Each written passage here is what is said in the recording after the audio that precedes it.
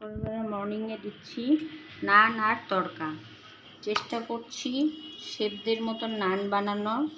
ময়দার মধ্যে টক দই দিয়েছি, চিনি দিয়েছি, লবণ দিয়েছি, দিয়ে ময়দার ডো বানিয়ে নিয়েছি।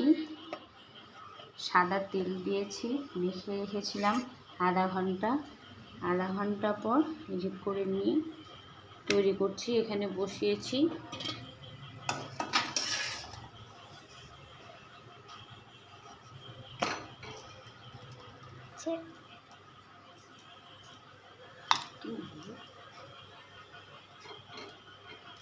দেখে খুব ভালো লাগছে।